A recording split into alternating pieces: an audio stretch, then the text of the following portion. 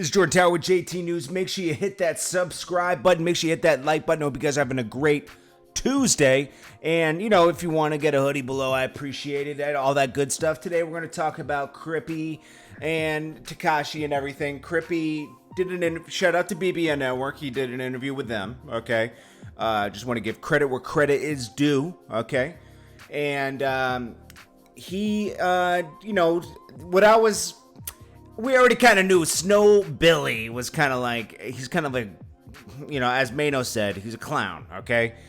He's cloud chasing, and Crippy kind of confirmed that, this guy's out here cloud chasing. They even went as far to call him, he said a rat, so I don't know. He didn't really go into detail on that. He more focused on that.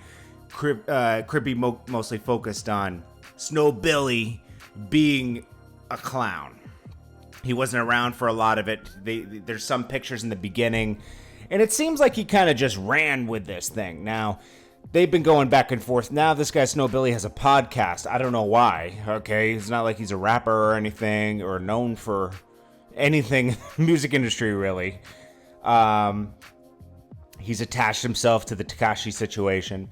Also, I must note that Crippy was very, very mad at Tekashi for his testimony.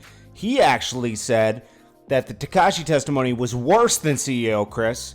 Probably for him, because Crippy was basically his security, as Shadi brought him in for security and everything. And, obviously Tekashi implicated him in more things. Now, Crippy's lucky and got 5 years. I'm not sure if that's...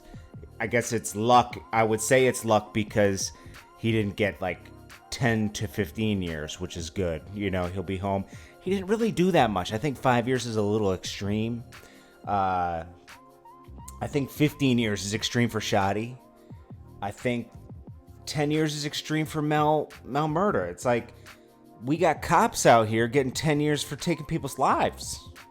I think it's a little extreme. I'm going to be honest with you. It's like, okay, they got caught. They brought CEO Chris in, who was an informant, and they were already doomed from that point, But, it's like, it's just crazy to me that these guys got so much time for not doing that much, It shows you the power of the federal government, and it's scary, and you never want to get on their radar. If you're a criminal. He said that Tekashi was more detrimental to his case. Tekashi did speak a lot on the stand, but again, it's not Crippy's fault. It's really, I would blame Shadi and some other people for bringing a civilian like Tekashi into their organization to try to get money with it instead of, separating everything, making a corp and keeping everything separate. Instead, everything was involved and intertwined, and it wasn't organized.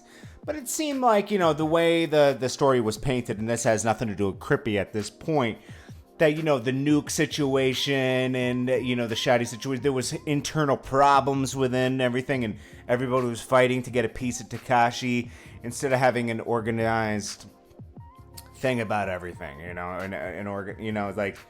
Anything could have fallen like this. There's plenty of rap labels that have used street influence, like, Irv Gotti's label, even Dipset at points. They use street influence, and luckily it doesn't intertwine into the street element of things. We saw Irv Gotti came real close to the Sun when he got implicated in the Supreme situation, and he had to fight a federal case because of that.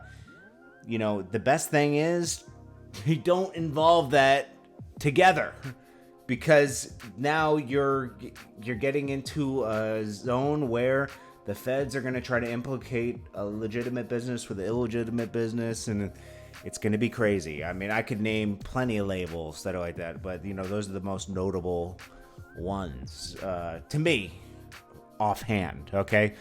I know some of you in the comments will have more time to think about it, and you'll give me more instances where people... I mean, most rappers do. I mean, you got other rappers now saying they're, Pyru and this, and they're not, And because it gives them a certain type of, credibility, I guess, and mystery. Like, ooh, and it's like a lot of these guys aren't. Like, most notable Soulja Boy. He was never Pyru, man. They was just in because, like, he's gonna throw us some bread and stuff. Yeah, sure, man. Come over here, man. Like, hang out on the block, bro. And then look where it gets him. Now he has tons of weapons in his crib and gets caught up. It's just crazy, man. Why would you want to involve yourself in all that? Chris Brown does this to himself too. Stay separate, bro. It's not that important, You're gonna get yourself in trouble, and it's not worth it, man. Anyways, this is Jordan Taylor with JT News. Appreciate you guys. Hope you're having a great Tuesday. Stay positive, but also stay realistic, okay? People get that confused with me. You got to still be realistic about things. And, cop a hoodie below if you want to support. I appreciate you guys. Peace.